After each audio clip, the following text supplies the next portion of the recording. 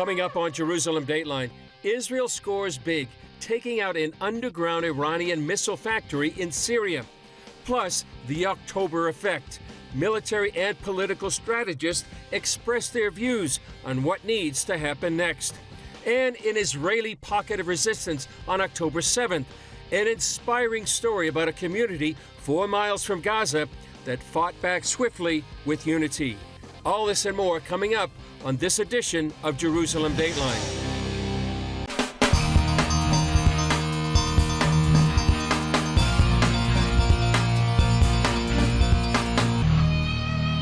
Hello and welcome to this edition of Jerusalem Dateline. I'm Chris Mitchell.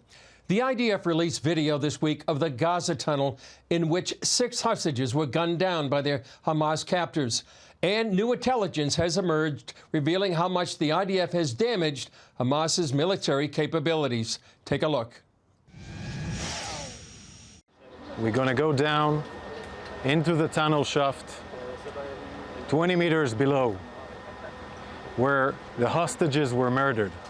Chief IDF spokesman Rear Admiral Daniel Hagari described the scene. They were here in this tunnel in horrific conditions where there is no air to breathe, where you cannot stand. And they survived, but they were murdered by terrorists.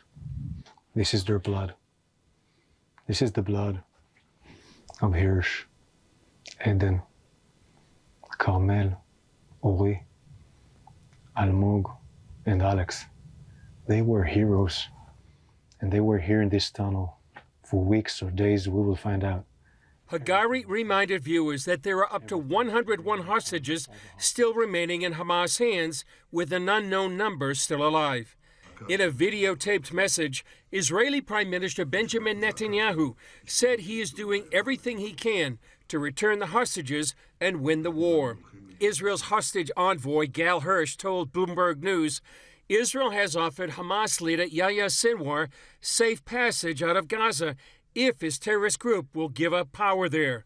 That could lead to freedom for the rest of the hostages and the end of the war. Meanwhile, Netanyahu is blasting an international criminal court prosecutor after he urged the court this week to immediately issue arrest warrants for Netanyahu and his defense minister for war crimes in Gaza. Netanyahu calling that, quote, pure anti-Semitism for its own sake and moral disgrace of the First Order, saying the court's proceedings are, quote, politically biased. But a different action Tuesday from Switzerland's lower house of parliament, which voted to immediately suspend funding for UNRWA, the United Nations Relief and Works Agency.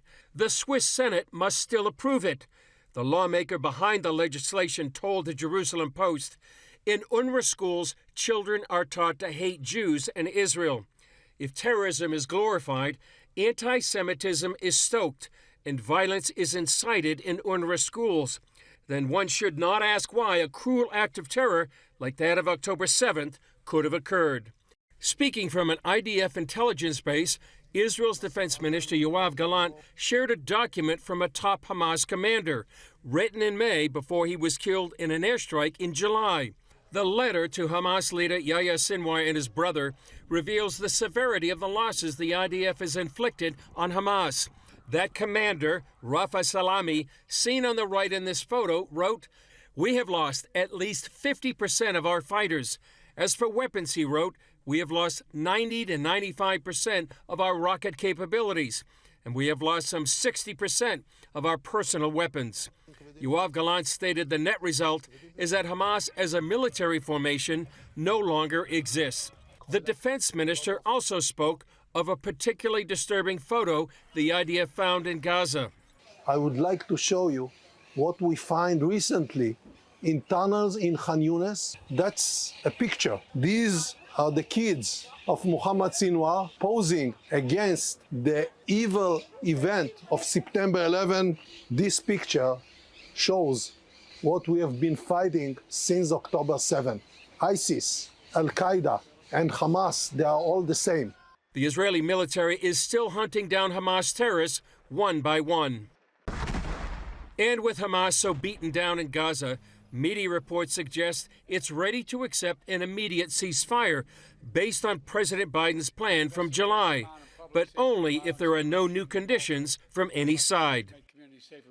While Israel's focus seems to be shifting to Lebanon, concerns are also growing over the possibility of Jordan becoming radicalized against the Jewish state. CBN Middle East correspondent Julie Stahl has that story. The Israel Defense Forces say they have dismantled Hamas's Rafah brigade, eliminating more than 2,200 terrorists and destroying 8 miles of terror tunnels. Some 80% of the underground tunnel network beneath the strategic area known as the Philadelphia Corridor. This allows the IDF easier access to destroy the many tunnels around Rafah that link Gaza and Egypt. Hamas used those tunnels to smuggle huge amounts of weapons into Gaza. With Israel increasingly gaining the upper hand over Hamas in the south, the IDF is looking north to potentially launch a major ground operation against Hezbollah. The center of gravity is moving to the north. We are nearing the completion of our tasks in the south. Hezbollah showed that it's still a threat this week, hitting Israel with 100 rockets Wednesday and 60 more Thursday. Striking back, Israel is already targeting areas in Lebanon and Syria to weaken the terrorist group before possibly launching an all-out war to stop Hezbollah's daily attacks and let some 60,000 Israelis return home. Israel's defense chief this week visited the troops who would likely take part in a ground invasion. And this thing is a ready arrow, ready for action. We will know when to activate it. And Israel apparently scored a victory against Hezbollah and Iran earlier this week when it reportedly took out an underground Iranian missile factory in Syria. Trouble could also be brewing on another border as Islamists just scored big wins in Jordan's latest elections. Palestinians make up at least half of the population in that country, where the political arm of the Muslim Brotherhood won 32 of 138 seats in Jordan's House of Representatives, garnering 500,000 votes. Observers warn it's a victory for the Brotherhood, the radical Islamic group that gave birth to Hamas. Many Jordanians have already been radicalized, chanting in the streets, "All Jordanians belong to Hamas," and "Death to Israel." This Islamist praised his son for murdering 3 Israelis at the Allenby Bridge crossing between Jordan and Israel on Sunday. I'm honored and proud that I've raised a hero who carried out a martyrdom operation in defense of Islam and Arabism. Israeli Prime Minister Benjamin Netanyahu this week visited the long border his nation shares with Jordan, making certain his forces are ready to handle any threats there. It is important for us to ensure that this border remains a border of peace and security. Some experts say Iran is pushing for the overthrow of the King of Jordan. If radical Islamists ever gain control of that country, it could pose one of the biggest and nearest dangers to Israel. Netanyahu warned the challenges along the border have already been growing. There is an attempt to smuggle both terrorists and weapons across from Jordan into Judea and Samaria and into the cities of Israel. Julie Stahl, CBN News, Jerusalem. Coming up, some of Israel's best military and intelligence analysts on how the country can win the war and move ahead.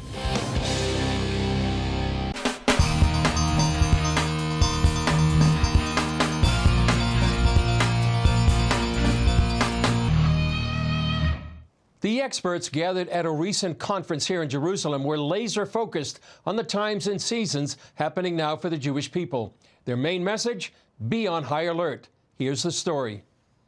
This week, experts, parliamentarians, and newsmakers met in Jerusalem as part of a conference by the Israel Defense Security Forum, IDSF, and the Danube Institute, based in Budapest, Hungary. Called the October Effect, it addressed the strategic implications for Israel and Europe in the Middle East war. Basically, our message is that the fight against radical Islam is a common one between Israel and Europe. We deliberately did it in Jerusalem, the capital of Israel, in order to bring people together in Israel, where they attacked us and the West at the same time. Both in the Gaza Strip had ripple effects across the region, across the Middle East, and across the globe. Michael Friedlich, a member of Belgium's parliament, came with a sobering message about the plight of European Jewry.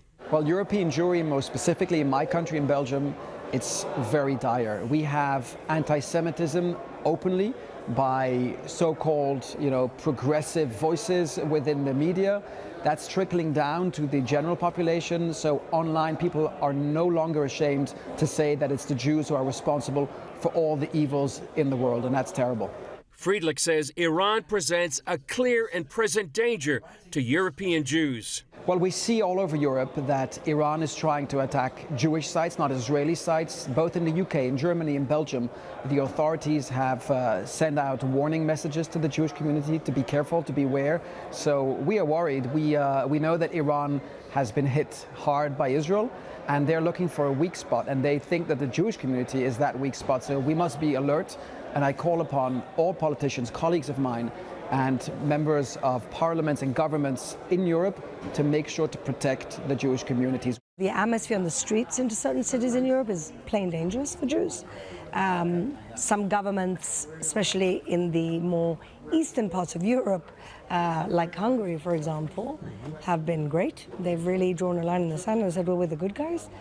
And some European countries, unfortunately, are pandering to an increasing Muslim community, which is increasingly radicalizing. Israeli Special Envoy for Trade and Innovation, Flor Hassan Nahum, says anti-Zionism hides behind anti-Semitism. I think what's happened is that latent anti-Semitism that was mainly either controlled or disguised as legitimate criticism of Israel is just unbridled and out in the open now. Despite the global rise of anti-Semitism, ACLJ's Jeff Balaban says evangelical Christian support is a bright spot for Israel and the Jewish people. Israel has a tendency to think very fondly of its Christian friends, mostly as tourists who come here and love to be in Israel and the Holy Land. But we should also realize that the greatest wellspring of support for the state of Israel across the globe is really Christianity, and mostly American Christians and those who take sustenance from them in other parts of the world. Balaban stressed the importance of the narrative and the power of words. So, for example, NRB this year, as you know, NRB adopted a policy of calling Judea and Samaria. It's been Judea and Samaria for thousands of years. The West Bank term is an offensive term. It's offensive to Jews. It's offensive to the state of Israel. It's offensive to history. And yet, even the Israeli government and Israeli spokespeople, more often than not, as far as I could tell, use the term West Bank. We have to change those narratives and understand that people who are listening hear the words we say. IDSF founder Amir Avivi says the time is near to confront Hezbollah. We have 60,000 Israelis displaced in the north, and it's time they go back home. They can go home only if we launch a full-scale attack on Hezbollah, if we destroy their position in South Lebanon and push them north of the Litani, and inflict a very, very serious damage on all of Hezbollah's capabilities all over Lebanon. Only this reality will enable us to bring our citizens back safely to their homes in the north. Avivi sees what's happening with Israel from a biblical perspective. You know, in the book of Judges, each time the Gazans went to war against us, we brought the people, we fought back, and this went again and again and again. And the dynamics we saw in the Bible back then and now are very similar. But after many, many wars at that time, Samson, after all these wars, it was written at the end of the book of Judges, and the land was quiet for 40 years. And we have a responsibility to try and achieve the same goal. If we'll win decisively, we'll be able to bring 40 years of quiet to the people of Israel and really, really have an age of prosperity and security for the long term. This week, Americans remembered 9/11, when jihadists attacked the U.S. and killed nearly 3,000 people. It was a defining moment for the 21st century and holds special meaning for Israelis who continue the same battle with the same ideology. On September 11th, Israelis and Americans gathered at the 9/11 Living Memorial in Jerusalem to commemorate that fateful day 23 years ago. The memorial, built by KKL-JNF, is the only memorial outside of the U.S. that contains the names of all those that fell that day. On 9/11, Jill's husband never came home. On September 11th, 2001, I was 3 months pregnant with this baby right here. Jamie, who never met her dad, now serves in the IDF. It's also very special to see the connection between Israel and America, and it's hard being here, especially with everything going on. And it really hits home, especially with losing my dad on 9/11. Same idea of hate and terrorism, but to be here and to try to do something to help the situation and to promote peace and to understand what's happening, it helps. Rabbi Gideon Schluss was a rabbi in Midtown Manhattan on 9/11. He now lives in Israel in the aftermath of October 7th. It all comes together and it reminds us, how important it is to fight terror, to stand with the truth, to support Israel, to support America, to support democracy. So many things that were emotional here that tied the two countries together, that tied the vision and the faith of the two countries together. Beyond the immediate pain was the hope. And the young soldier whose mother was pregnant with her, who's an American, but looking for peace in the world, finds a solution in serving the Israeli army. The American firefighter, a man of faith, who comes here, reminded me so much of 9/11, where the firefighters went into the fires. And the truth is that same spirit really is exhibited here in this country, and that's what I was feeling tonight. Firefighter Lieutenant Ashton Bright from Plantation, Florida, brought a message from his city. It's a city that's passed 3 resolutions in support of Israel. My message tonight is to the people of Israel that they're not alone in this very difficult time, as well as remembering our fallen heroes from 9/11. Jewish commentator Hillel Fuld sees a profound connection between 9/11 and October 7th and the bond between Israel and America. And unfortunately, that bond has only become stronger over the past 11 months when we experienced our own 9/11. And on the one hand, you feel like this day is so special, maybe we should just not make that comparison, but you can't not make that comparison. Primarily because it's the same people who perpetrated it, and it's the global plague of radical Islam. Fuld says this threat is worldwide. The global community has to wake up and understand that it's the same people who did what they did back then are the same people who did October 7th here in Israel. And the forces of good have to put an end to terror. It's enough. How many more of these ceremonies do we need to go? We have 365 days a year. Now 2 of them are marked by September 11th, October 7th.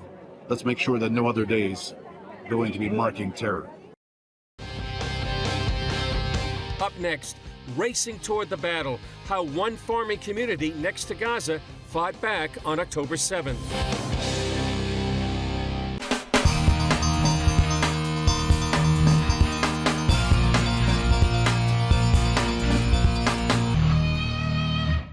The October 7th Hamas attacks devastated many Israeli communities near the Gaza Strip.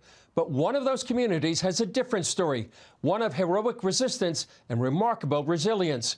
Our correspondent Chuck Holton brings us this inspiring account. Ein Habazor is a small farming community just 4 miles from Gaza.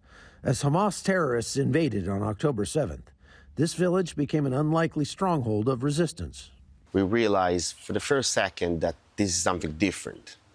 We took the kids to the shelter, and then the chief of security sent us a text message, go to the fence, to the gate to defend our people, they're invading to Israel.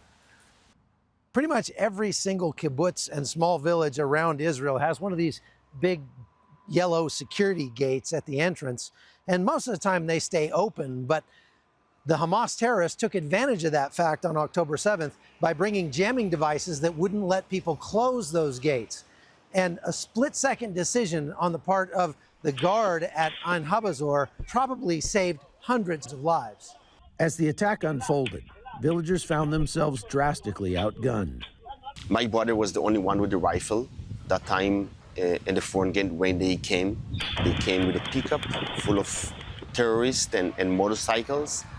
And they came fully armed. It wasn't just a terror attack, there was a military operation.